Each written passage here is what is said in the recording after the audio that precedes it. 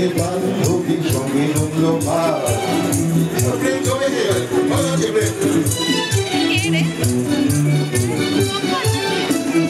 ধীরে ধীরে বান্ধবীর সঙ্গে জমল ভাব, ছালাচালি হলো আবার টিকিটের প্রস্তাব।